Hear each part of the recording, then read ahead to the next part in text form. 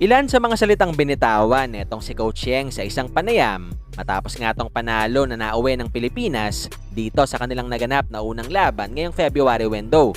Yan ay matapos mong i-like ang video na ito, mag-subscribe sa ating channel at pakidamay na rin ang ating opisyal na Facebook page. Pero bago natin simulan, alam mo ba ngayon ay mas madali nang maglaro at manalo dito sa 1xBet? Especially na pwede ka nang mag-cash in at mag-cash out through GCash. Kaya naman i-click lamang etong link na nasa comment section ng ating video at gamitin ang promo code na BGS2 upang makasali. Isama pa natin na pwede mo na rin i-download etong kanilang official app para sa mas malalaking papremyo na nag-aantay sa'yo. 3 days ago nga mga bulero, maraming Pinoy fans ang paniguradong natuwa dito sa panalo na nauwi ng bansa sa ating naganap na unang laban ngayong February window. Especially na kahit wala itong dalawang big man ng Pilipinas, nagawa pa rin ng mga bata ni team na tapusin ang ball game na lamang ng 30 puntos.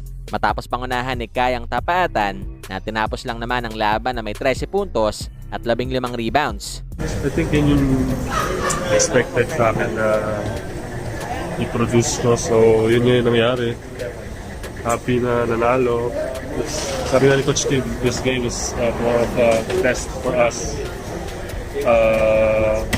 Parang kami yung i-judge, di yung palaban after this game kasi we all know we're a better team compared sa Hong Kong. So it's a test sa character namin, sa defense. Ayun, medyo slow first half pero second half we picked it up and ayun, nanalo kami. Kahit naman nandun sila, kahit wala sila, same pa rin yung mentality ko is to just work hard pagdating sa court.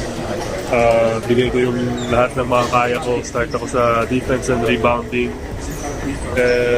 Yun yung nangyari today. Kasi mga games na hindi ka makakashoot, balas ka, pero yung effort mo, yung control ko lagi. So, nag-start ako sa defense and sa rebounding.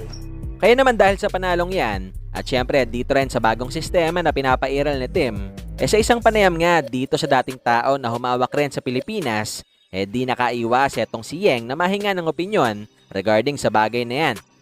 I think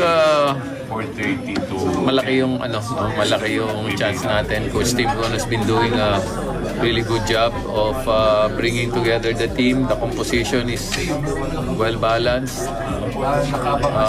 I'm sure everybody knows na from his success doon sa Asian Games and sa World Cup. Kaya natin yun yung Hong Kong, no?